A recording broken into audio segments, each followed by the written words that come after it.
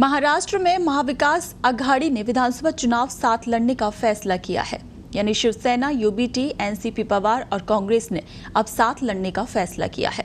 शनिवार को press conference करते हुए महाविकास आघाड़ी ने इसका ऐलान किया। महाराष्ट्र में कांग्रेस के नेता और पूर्व सीएम पृथ्वीराज चव्हाण ने कहा कि विधानसभा चुनाव को लेकर हमारी पहली बैठक हुई। इस बैठक में हमने फैसला लिया है कि राज्य का आगामी विधानसभा चुनाव भी हम सभी एक साथ मिलकर लड़ेंगे। उन्होंने कहा कि लोकसभा चुनाव में देश का लोकतंत्र बचाने के लिए राज्य के लोगों ने वोट किया। राज्य की जनता का लोकतंत्र बचाने में अहम भूमिका रही। राज्य के किसानों ने भी सरकार को संदेश दे दिया है। महायुति का धार्मिक ध्रुवीकरण भी काम नहीं आया। आने वाले दिनों में विधानसभा का चुनाव होना है तो बीएमसी और महाराष्ट्र के तमाम शहरों के म्युनिसिपल कॉर्पोरेशन चुनाव होने हैं। जनता ने जागरूक होकर वोट किया। हमारे बीच में कोई छोटा या बड़ा भाई नहीं है। हम सब बैठक में चर्चा करेंगे। वहीं शिवसेना यूबीटी के मुखिया उद्धव ठाकरे ने लोकसभा चुनाव का जिक्र करते हुए कहा कि राज्य की जनता ने बीजेपी को जवाब दिया है।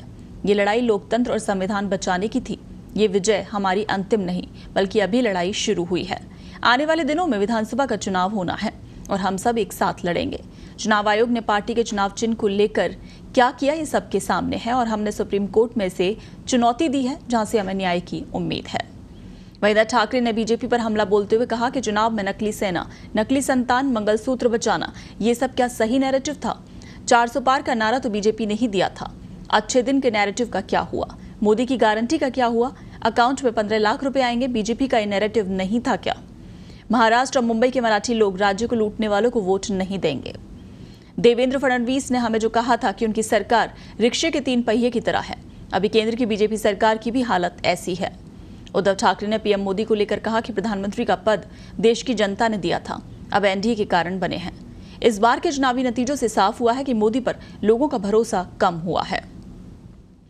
मैं 22 जनवरी को नासिक के कालाराम मंदिर गया था, जहां प्रभु राम का वास्तव्य रहा है। वहां बीजेपी हारी है। वहीं एनडीए में जाने के सवाल पर उद्धव ने कहा कि मुझे अगर जाना भी हो तो क्या, इनके साथ बैठकर तो जाऊंगा नहीं।